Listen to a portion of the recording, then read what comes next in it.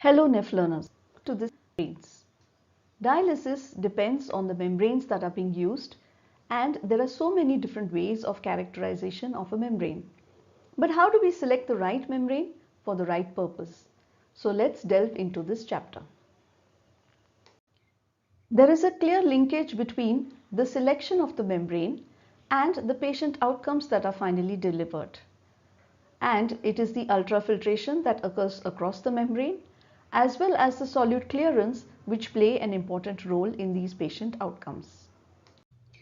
Extracorporeal membranes which are used in dialysis are classified according to the ultrafiltration coefficient as high flux or low flux. The hydraulic flux is the volumetric rate at which ultrafiltration occurs.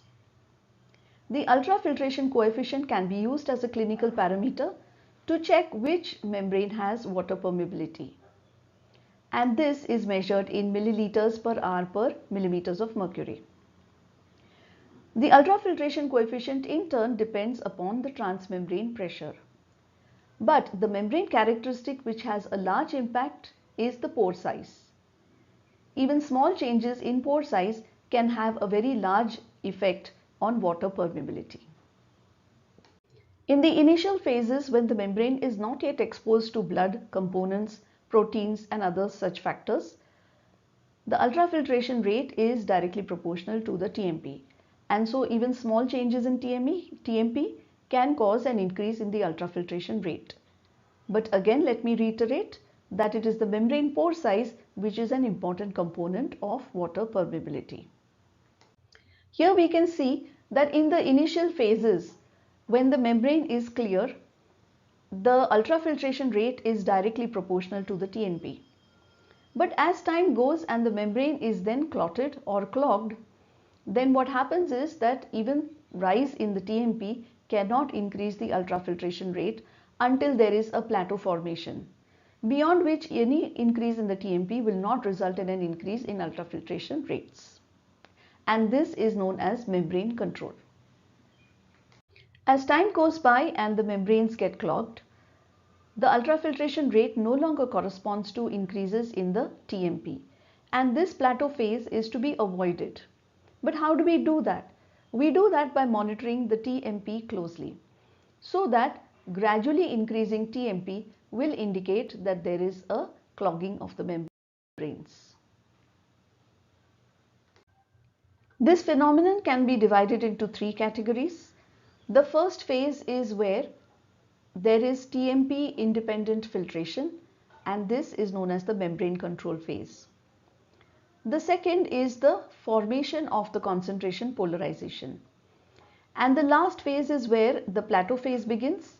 That is, the ultrafiltration rate is no longer dependent on the TMP, and this is known as the concentration polarization control. Over time, as the protein molecules get adsorbed onto the membranes, there is a secondary membrane formation, and a certain percentage of the membrane pores get clogged. And this then results in reduced solute permeability. In CRRT, when post-dilution is used, the protein molecules, because of hemoconcentration, are more in contact with the membranes, and this can also result in protein adsorption and efficiency. To remove some of these factors, it has been recommended that there should be increased blood flow rate, so that the shearing effect of the blood flow rate will reduce the adsorption of the protein molecules onto the membrane. This study shows that when saline and plasma which contains proteins were compared for the percentage rejection as compared to their molecular weights, for saline the percentage rejection was nearly 0%, whereas for plasma containing the various proteins, the percent rejection was nearly 60%, which means that the sieving coefficient of the molecular membrane is very, very important. In the early days of CRRT, blood flow rates of less than 150 ml per minute would be used, and effluent rate of up to 1.5 liters per hour could be set. And for this, the filter surface area of 0.3 to 0.5 meters squared would suffice. But today CRRT has changed, and we have higher blood flow rates, and also the effluent rates are sometimes kept as high as 35 ml per kg per hour. And in very large persons, sometimes this may result in up to 4 liters of fluid removal per day.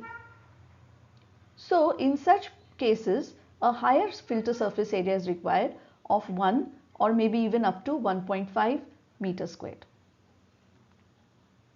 Let us take an example to understand better how the membrane surface area is affecting the ultrafiltration rates. So for here at point A, for the same blood flow rate, all the three dialyzers, 0.3, 1 and 1.5 meters squared dialyzers, are giving the same ultrafiltration rates. But as time progresses, at point B, for the same blood flow rate, a dialyzer surface area of 1.5 gives a much higher ultrafiltration rate as compared to the dialyzer with surface area 0.3. Up to a certain point C, where the blood flow rate now gives a higher ultrafiltration rate for this dialyzer. And after a certain point, as we have already discussed, the plateau phase begins, in which no amount of increase in the TMP blood flow rate will now increase the ultrafiltration rate. So filters with a surface area of 0.3 to 0.5 meters squared were used in the past and would suffice, but now with higher blood flow rates we require higher surface area membranes up to 1.5 meters squared.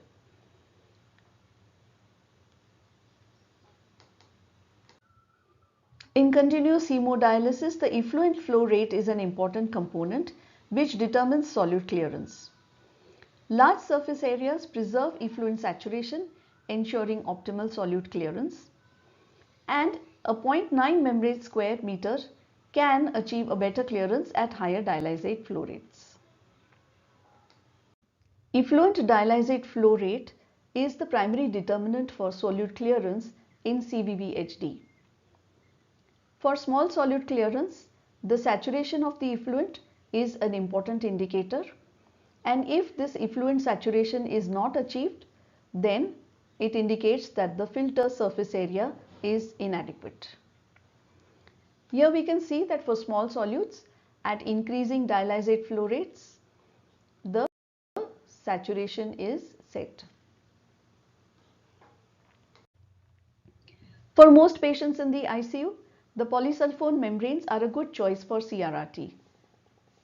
They are cheap and robust.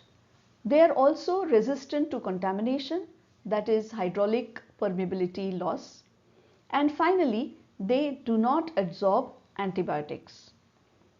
As compared to them, the polyacrylonitrile membranes are adsorbent highly, and therefore antibiotic usage during CRRT becomes problematic.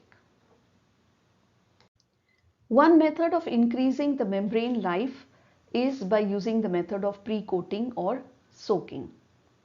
Even when regional citrate anticoagulant is used, the membrane can be soaked in 5000 international units per liter of unfractionated heparin before use. Of course, we must always consider the contraindications for heparin use, if any. Porosity of the membrane depends on the use of the membrane. So in classic cases, a cutoff of 30 to 35 kilodaltons is used. Similarly, in CBVH, because only convection is involved, again a cutoff of 30 to 35 kilodaltons is preferred. In intermittent hemodialysis, where diffusion is the main method of removal of solutes, lower cutoffs can be used. High cutoffs, that is more than 60,000 daltons, are usually not used because of the risk of albumin loss. Similarly, with the use of unfractionated heparin and with very high blood flow rates, a higher membrane surface area is needed, up to 1.5 to 2 meters squared. The same surface area can be reduced if regional citrate anticoagulation is used. An ideal surface area for CRRT is 1 meter squared. In the earlier days, a filter life of 24 to 48 hours would be sufficient when using unfractionated heparin as the anticoagulant. But with the use of regional citrate anticoagulation, a filter life of 70 to 96 hours can also be achieved. However, it's important to note when to change the filter, and a filter replacement is decided as per the TMP and effluent rate and ultrafiltration rate. So to sum up, membrane selection is an essential component of CRRT prescription because this achieves optimal ultrafiltration and solute clearance. Choosing the membrane is also dependent on the patient needs, blood flow rates and effluent targets. Monitoring the TMP and ultrafiltration rates helps in detecting clogging and clotting early on. In this lesson, we have seen so many ways of choosing the right membrane, whether it is the surface area, the porosity, whether it is the adsorption, whether it is the ultrafiltration, TMP, whether it is clogging of the membranes, and so many other features. I hope you enjoyed this lesson, and we'll see you soon in the next chapter. In the earlier lesson, we have seen how to select the membranes for CRRT. And in this lesson now, let us look at the different clinical applications and how the membranes actually evolved for CRRT. The membranes that are used in CRRT are almost all exclusively synthetic membranes, and these were developed in response to the concerns that there was limited solute removal and also complement activation, especially with the unmodified cellulosic membranes where complement activation was high and there was narrow solute removal. One of the earliest membranes developed was the AN69 membrane, which is a copolymer of polyacrynyl and anionic sulfonate. But its first use was also in the 1970s as a flat sheet for chronic dialysis. But today there is a host of synthetic membranes which are available in the market, including polysulfone, polyamide, polymethyl methacrylate, polyether sulfone, polyaryl ether sulfone or polyamide. All the membranes that were mentioned before are used in both intermittent hemodialysis and in CRRT. And these are made mostly of thermoplastic polymers. But yet they represent only a small market of the vast overall industrial use that is being made of such membranes. Different membranes are used in filtration processes. For microfiltration, these membranes allow water, monovalent ions, multivalent ions, and viruses to pass through, but block bacteria, algae, and suspended solids. Membranes used for ultrafiltration, they allow water and monovalent ions and multivalent ions to pass through, but block viruses, bacteria, and suspended solids. Membranes used for nanofiltration permit water and some monovalent ions to pass through, but sometimes they block and sometimes permit multivalent ions.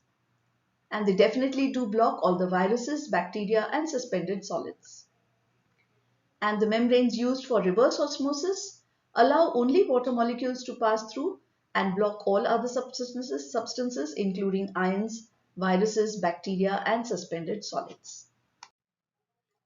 The CRRT membranes should have a wall thickness of at least 20 micrometers, and some of the membranes have a symmetric structure like AN69 and polymethyl acrylate, or they may have a asymmetric structure as in polysulfone, polyamide, and the others. And in the asymmetric structures, there is known as something thin skin, where the wall thickness is about 1 micrometers only, and it's like a thin paper membrane which separates the solutes from the blood. The wall thickness or the stroma is the key structural element which determines the thermal, chemical, and mechanical properties of the membranes, and which also varies significantly amongst the various synthetic membranes. Synthetic membranes result in less complement activation as compared to the cellulosic membranes. And why is this so?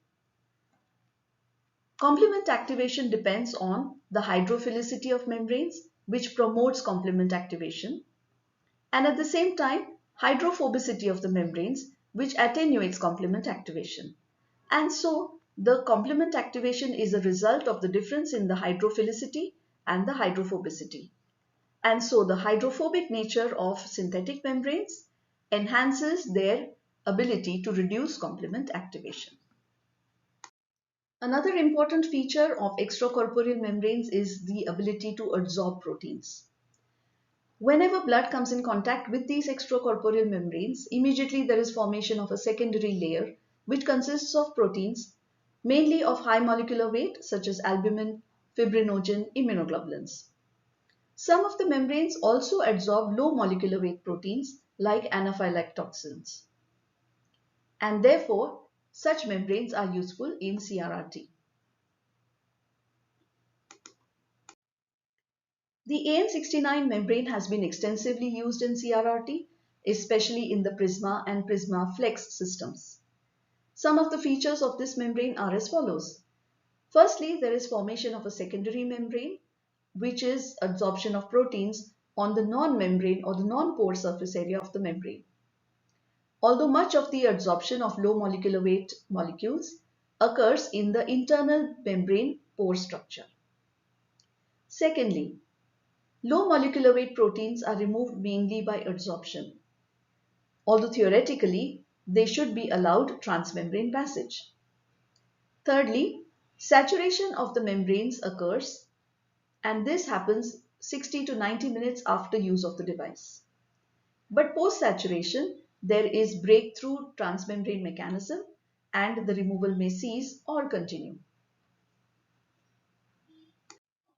How does adsorption of proteins occur on any dialysis surface membrane? Well, first of all, there is a primary adsorption in which high affinity protein molecules adsorb onto the surface, and there is a low degree of spreading. But after this occurs, there is a secondary adsorption phenomenon which occurs in which the low affinity proteins are then displaced by the high affinity proteins. As in intermittent hemodialysis, so also in CRRT, it is the hollow fiber membranes which are used. These aid biocompatibility. They also influence the solute and water removal. Hollow fiber membranes focus on permeability and filtration efficiency, and therefore they provide an easy rational approach for clinicians in the CRRT prescription. Having so far understood the characteristics of membranes, let us now look at specific applications in clinical cases where CRRT is effective. One of the foremost applications of CRRT that comes to mind is in multi-organ failure. In patients with multiple organ dysfunction syndrome who have acute kidney injury, this is a good method and modality of therapy. CRRT, what it achieves is, it gives us time to achieve the fluid balance and metabolic homeostasis. But also, it acts as an immune response modulator. And more than 2 decades of studies have been conducted so far on the role of CRRT in inflammatory mediators. In the use of CRRT in AKI with the multiple organ failure, different types of CRRT have been tried, including the high volume hemofiltration, high adsorption hemofiltration, high cutoff membranes, and hybrid systems which include coupled plasma filtration absorbance. But many studies have shown that high volume hemofiltration at 70 ml per kg per hour actually showed no increase in mortality or no increase in improvement as compared to the high standard volume hemofiltration at 35 ml per kg per hour. Similarly, a recent systematic review has shown that there is no significant difference in the 28-day mortality, kidney recoveries, ICU and hospital stays, and vasopressor dose reduction or adverse events when high volume hemofiltration was used. Some pilot studies have shown that high permeability hemofilters, which have a pore size which removes the inflammatory cytokines or mediators, have shown positive immunomodulation by altering the neutrophil and mononuclear cell functions. But there are more studies which need to be performed in order to confirm this. Another important indication for the use of CRRT is in patients with heart failure. Although diuretics remain the mainstay of therapy used by clinicians for patients of heart failure, CRRT in different ways can also be used, such as intermittent isolated ultrafiltration, slow continuous ultrafiltration, or CVVH, that is continuous veno-venous hemofiltration. In these isolated ultrafiltration and SCUF, fluid removal occurs via a pressure gradient, whereas in CVVH, the substitution fluid used corrects the metabolic acidosis and electrolyte disturbances. The disadvantage of CRRT is, however, that myocardial depressant factors which are removed by hemofiltration may adversely affect the cardiac function. The use of CRRT in patients of heart failure has been studied by various trials, and the UNLOAD trial was used to compare ultrafiltration with diuretic therapy. This trial confirmed the safety and efficacy of SCUF, leading to greater fluid loss and reduced heart failure at 90 days. Another trial was the rapid CHF trial, in which early ultrafiltration was used, and this led to significant weight loss and was well tolerated by the patients. A third trial was the CARES HF trial, in which similar weight loss occurred in ultrafiltration and in stepped pharmacology therapy groups. But those with CRRT had higher adverse events and the serum creatinine increased with ultrafiltration. The fourth is the AVOID UF trial, in which the patients had a longer time to new heart failure events. There were fewer rehospitalizations for heart failure in the ultrafiltration group at 30 days. But there are some concerns for the use of CRRT in patients of heart failure, and these include the need for anticoagulation, which then influences the cardiac therapy. Also, complications are there which are related to extracorporeal circuits, and there is an impact on the kidney function and long-term outcomes. Also, the cost of CRRT in these patients is prohibitive, and therefore for acute decompensated heart failure patients, this is not recommended as the first line of therapy. Another important indication for CRRT is in patients with acute brain injury. 8 to 23% of the patients of acute brain injury do develop AKI, and the development of AKI is an independent predictor of mortality in such patients. Conventional intermittent hemodialysis in such patients may actually increase the cerebral edema. Also, very rapid removal of urea may result in dialysis disequilibrium syndrome. And so CRRT is more beneficial because the reduced intensity of dialysis allows a slower urea removal, providing more time for osmotic gradient adjustment in the brain. The goal of treatment for CRRT in acute brain injury should be to maintain a cerebral perfusion pressure of more than 60 millimeters of mercury. That is, mean arterial pressure is preserved.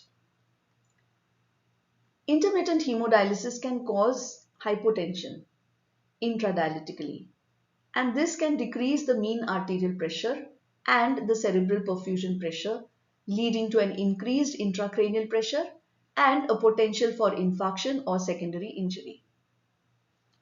CRRT is associated with a less increase in intracranial pressure as compared to intermittent hemodialysis. Studies show that there is an increased brain water content after intermittent hemodialysis, and no such changes were occurred after CRRT. CRRT can also be used to manage the hypernatremia, thereby reducing brain swelling through adjustable parameters. KDIGO AKI guidelines recommend CRRT over an intermittent renal replacement therapy for AKI patients with acute brain injury or increased acute intracranial pressure. Severe electrolyte abnormalities which occur in patients of AKI are also an indicator for the use of CRRT. In patients of AKI, intermittent hemodialysis is typically given as a first-line treatment. However, some of the electrolyte abnormalities should be corrected very slowly in order to prevent neurologic sequelae. The benefit of using CRRT over intermittent hemodialysis to correct hyponatremia or hypernatremia is that both can be effectively managed. Substitution fluids and dialysate can be adjusted to manipulate the plasma sodium concentration as desired. CRRT provides the ability to safely achieve and maintain specific sodium levels in patients.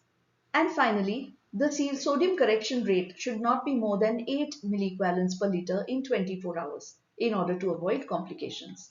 And this fine-tuned balancing can be done using CRRT. To correct hyponatremia using CRRT, we can add saline solution to 5-liter bags of pre-prepared substitution and dialysis fluid. For example, in a patient with serum sodium of 110 milliequivalents per liter, add 1000 ml of water to achieve a target of 170 milliequivalents per liter. And once this equilibrium is reached, then adjust the substitution fluid to 122 milliequivalents per liter. Or another method is to use a parallel infusion of 5% dextrose to manage the sodium levels. So a goal of 121 milliequivalents per liter with replacement fluid at 140 milliequivalents per liter and 5% dextrose at 0 milliequivalents per liter. Similarly, to correct hypernatremia using CRRT, we can add a 30% sodium chloride solution which normally can't be added to intermittent hemodialysis or given intravenously directly. We can add this concentrated sodium chloride solution to 5-liter bags of pre-prepared dialysis substitution fluid with a sodium of 140 milliequivalents per liter. For example, for a patient with serum sodium of 163 milliequivalents per liter, add 15 ml of 30% sodium chloride to achieve a target of 155 milliequivalents per liter. And after reaching this level, adjust the substitution fluid to 150 milliequivalents per liter. Another method of adjusting hypernatremia is to use a parallel infusion during CRRT of 3% sodium chloride to manage the hypernatremia. And these are the calculations which are given, and the replacement fluid rate, which is calculated at 2.5 liters per hour minus 0.1 liters per hour, that is a net of 2.4 liters per hour. In patients with hypo or hyperkalemia also, intermittent hemodialysis cannot be done in patients who do not tolerate or Patients who have a non-life-threatening hypo or hyperkalemia can be treated using CRRT because they do not require immediate intermittent hemodialysis. And the way of doing this is either by increasing the volume, giving large volumes of substitution or dialysate solutions in order to increase the effluent volume and clearance. And in patients with hyperkalemia, we can use solutions with zero or low potassium concentration to rapidly reduce the serum potassium levels. In patients with hypokalemia, we can use substitution fluids or dialysate which contains 3 to 4 milliequivalents per liter of potassium to prevent hypokalemia. One must remember that monitoring is very essential and the serum potassium must be checked every 2 to 4 hours, especially when we are using zero containing potassium solutions. But even when the CRRT stops, we must continue to monitor the potassium levels because some fluctuations may occur even after the CRRT has stopped. CRRT is also a popular method for the removal of toxins, poisons, and myoglobin. In continuous hemofiltration, there is enhanced elimination of toxins because of the large volume of distribution, those which have tight tissue binding, and those with an intercompartmental transfer which is very slow. However, there are limitations to using CRRT, and that is that highly protein-bound drugs are not effectively removed. Also, CRRT clearance rates are lower than those of intermittent hemodialysis. And therefore, intermittent hemodialysis is a preferred treatment in many cases. In the case of rhabdomyolysis and myoglobin removal, CRRT using super high flux dialyzers may be effective. But there is no sufficient evidence as yet whether CRRT will help in the removal of myoglobin molecules or whether it will help in the prevention of rhabdomyolysis-induced acute kidney injury.